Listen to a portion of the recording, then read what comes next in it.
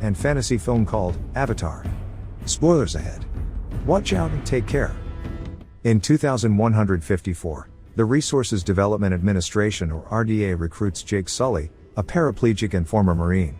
His twin brother, Tom, who worked for the RDA, was killed, and now they need Jake as his replacement for the Avatar program on a planet called Pandora because as his twin, his genome is the only one that can activate Tom's avatar. Jake agrees and is put in a cryosleep chamber, where he sleeps for almost 6 years, as the crew travels to the planet. When Jake arrives, he meets the head and team of the Avatar program, Dr. Grace Augustine and Dr. Norm Spellman, who was also a friend of Tom. He learns that Pandora's atmosphere is poisonous to humans and its land is ruled by a species called the Na'vi, 10-foot tall, blue-skinned humanoids. The Na'vi worship the Mother Nature goddess, Iwa. In order to explore the land, humans temporarily transfer their consciousness to avatars, a human and Na'vi hybrid that humans have created and can only be activated by its own biological owner. Jake and Norm enter their avatar bodies for the first time, and Jake feels ecstatic to be able to walk and run for the first time in years. He then meets Trudy, a combat pilot assigned to the Avatar team, who introduces him to the Colonel, Miles Quaritch. Colonel Quaritch comes up with a deal for Jake. He will join the Avatar team on their expeditions, but he will report everything he knows about the Na'vi and their home tree, which is sitting on the largest supply of unobtainium in Pandora.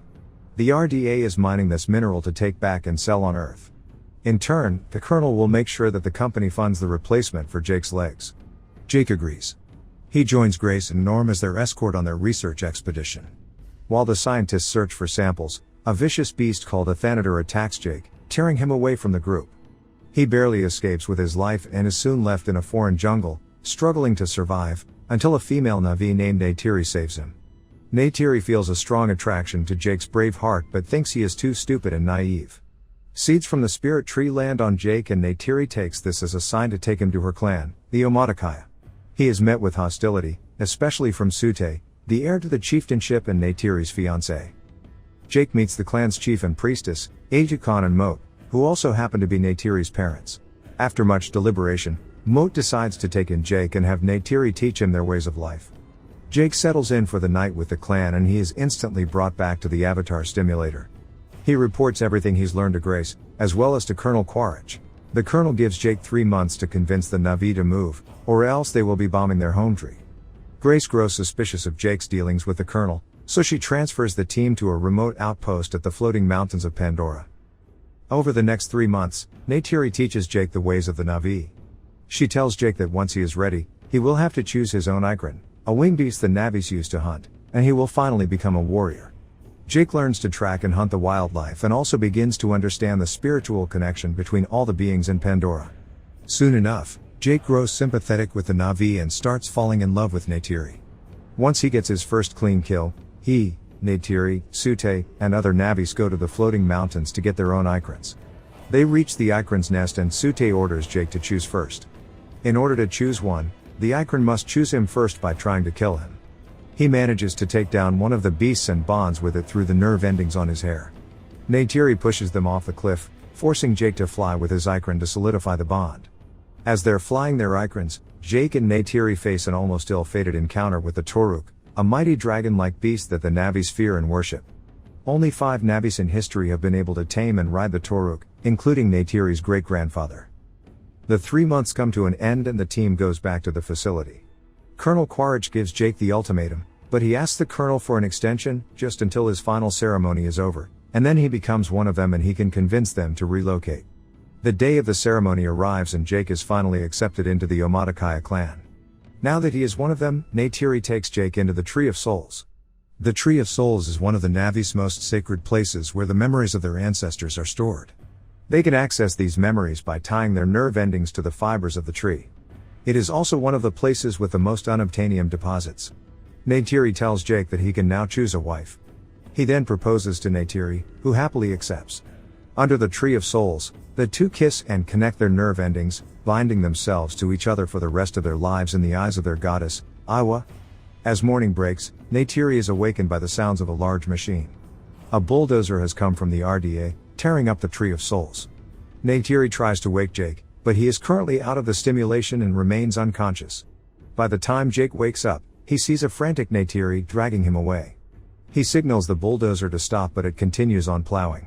He then climbs the machine and starts destroying the cameras, but the crew starts shooting at him. They run away with Neytiri sobbing as she watches the machines tore down their sacred place. Meanwhile, the RDA catches the footage of Jake destroying the cameras and is able to identify him. Jake and Neytiri make it back to the home tree, where he tries to persuade Atu Khan to relocate for the safety of the clan.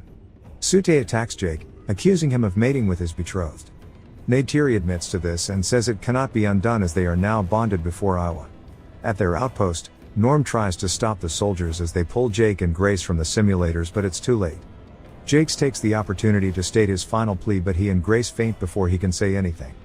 They are brought back to the facility and Jake's true allegiance is revealed through a video log, stating that the Navis will never give up their home.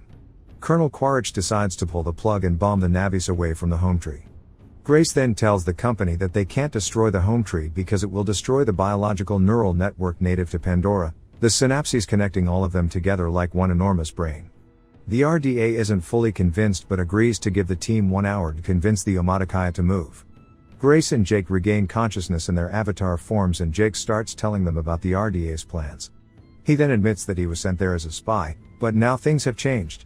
Hurt by his betrayal, Neytiri lashes out at him and leaves. Jake and Grace are then taken captive. The RDA sends hovercrafts to the home tree and starts gassing them out. Refusing to run, the Omaticaya fights back, but their arrows are useless against the heavy steel of the crafts.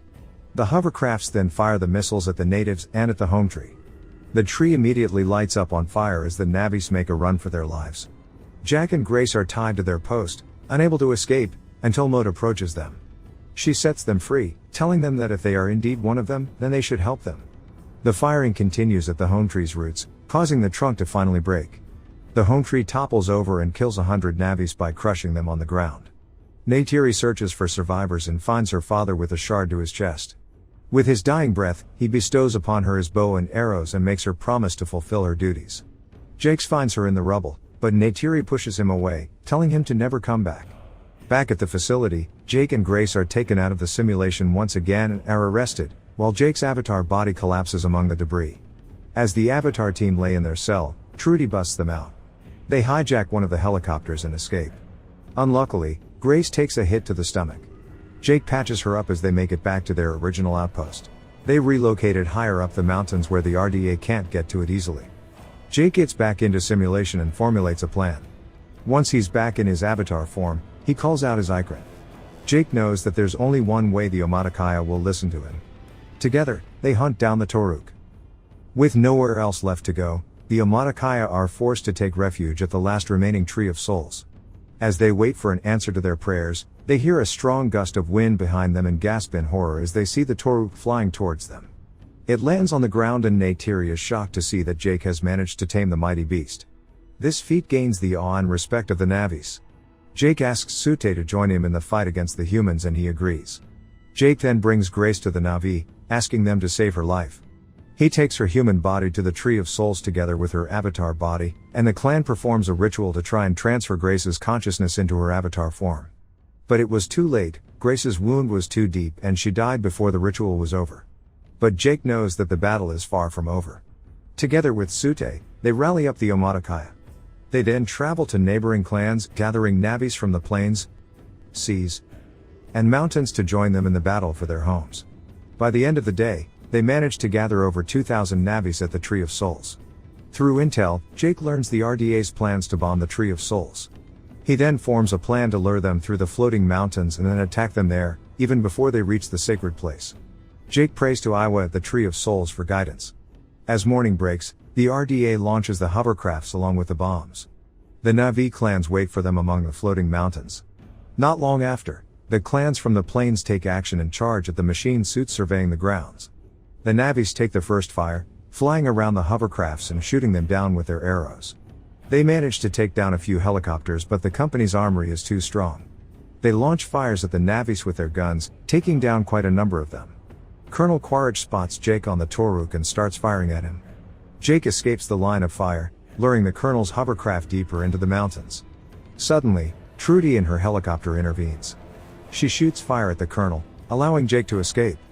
Meanwhile, Neytiri's Ikran is taken down and she lands on the ground, witnessing the devastation that the humans have caused. Sute launches a heroic act at the main hovercraft, taking away a number of men, unloading the bombs before he is gunned down and falls back to the ground.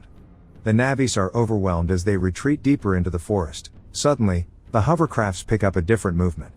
In a matter of seconds, various Pandorian wildlife come charging at the machines as the Ikron overtakes the skies, taking down the remaining crafts. Neytiri interprets this as a sign of help from Iowa. Jake then lands on the main hovercraft carrying the bombs and takes down their machine guns. He runs around the craft expertly, avoiding fire, and launches a grenade at one of the engines. The craft goes down and blows up among the mountains. He launches several more grenades at the colonel's craft, but Quaritch manages to escape using a mechanical suit. The grenades blow up and Jake is tossed back into the sky and lands back to the ground. The colonel survives the blow and starts hunting down the outpost. Quaritch reaches the location of the simulators just in time as Neytiri makes a launch at him. Quaritch takes her down and traps her beneath the trunks of a tree. As he's about to stab her, Jake appears and fights him. Jake is able to hold him off, breaking his knife and the protective glass around the suit. The colonel gasps for air and then starts targeting Jake's real body instead. He breaks open the glass of the outpost and destroys the simulators. Jake stabs him on the neck as the colonel drags his body. Neytiri frees herself and launches an arrow straight to the colonel's heart. She launches another arrow to finish the kill. Meanwhile, Jake emerges from the simulator, dragging his body to reach for the air mask. The poisonous air knocks him out and he's unable to breathe. Neytiri realizes what's happening and she climbs inside the outpost and puts the air mask on Jake. She sees his real body for the first time and they hold each other close. Back in his avatar form, Jake and Neytiri find Sute, who begs Jake to kill him off so that he would die a noble death. As he takes his last breaths, Sute acknowledges Jake as his brother and passes the chieftainship to him. Jake accepts this with gratitude. The war is now over and the Navis have won. The facility is destroyed and the humans are sent back on their ships to Earth. Jake, Norm, and a few other humans are given permission by the Navis to stay. Jake is now crowned as the new chief of the Omaticaya clan. On his new birthday, he is taken to the Tree of Souls with Neytiri where they perform a ritual, transferring his consciousness to his new avatar body.